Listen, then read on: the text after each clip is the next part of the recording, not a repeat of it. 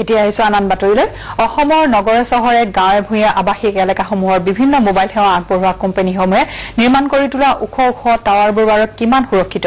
এই লৈ এতিয়া প্ৰশ্নৰ উদ্ৰেক হৈছে টিয়কৰ লাহদৈগড় অঞ্চলৰ এজন ব্যক্তিৰ বাসগৃহত সোমবাৰে সন্ধিয়া মোবাইল টাৱাৰৰ পৰা খহি পৰা ছটা প্ৰকাণ্ড লুৰপাতৰ বাবে ব্যক্তিজনৰ বাসগৃহটোৰ একাংশ সম্পূৰ্ণৰূপে ধ্বংস হোৱাৰ লগতে কথমপি প্ৰাণ ৰক্ষা পৰে তেওঁৰ বিকলাংগ পুত্ৰৰ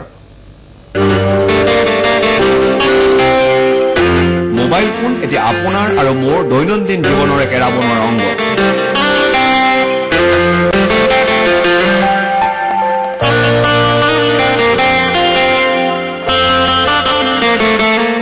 নগৰ চহৰটো বাদেই গাঁৱে ভূঞেও এতিয়া সকলোতে উপলব্ধ মোবাইল কোম্পানীৰ সেৱা ক'তোৱে আপুনি এটা সংযোগ সীমাৰ বাহিৰত থাকিব নালাগে ইয়াৰ বাবে বিভিন্ন মোবাইল কোম্পানী হ্ৰস্ব দূৰত্বতে স্থাপন কৰিছে মোবাইল টাৱাৰ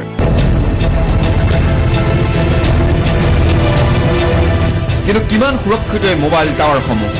মাহেকীয়া কেইটামান টকাৰ বন্দোবস্তিত আপোনাৰ ঘৰৰ ছাদখন অথবা আপোনাৰ ঘৰৰ চৌহদত স্থাপন কৰিবলৈ দিয়া এনে ধৰণৰ মোবাইল টাৱাৰসমূহৰ বাবে আপুনি হয়তো কেতিয়াবা সন্মুখীন হ'ব পাৰে ভয়ংকৰ বিপদৰ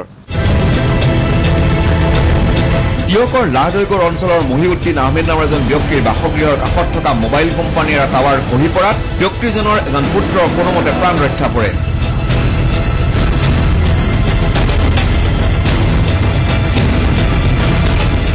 জানিব পৰা মতে এয়াৰচেল কোম্পানীৰ এই মোবাইল টাৱাৰটোৰ বিষয়ে কোম্পানীটোৰ কৰ্তৃপক্ষক বহুবাৰ অভিযোগ দিছে যদিও কোনো ব্যৱস্থা গ্ৰহণ নকৰাৰ অভিযোগ তুলিছে ব্যক্তিজনে ঘৰৰ কিনাৰতে স্থাপন কৰা এয়াৰচেল টাৱাৰৰ পৰা এডাল প্ৰকাণ্ড লোহা 50-60 কেজি অনুমানিক 50-60 কেজি মান হ'ব আহি মোৰ ঘৰত পৰিছে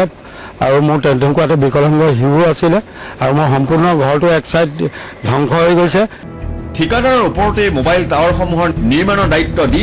টাৱাৰবোৰৰ নিৰ্মাণ কাৰ্যত গুণগত মান কিমান উন্নত সেয়া বৰ্তমান প্ৰশ্নৰ বিষয় হৈ পৰিছে টিয়কৰ পৰা মৃদুল বৰুৱা নিউজ লাইভ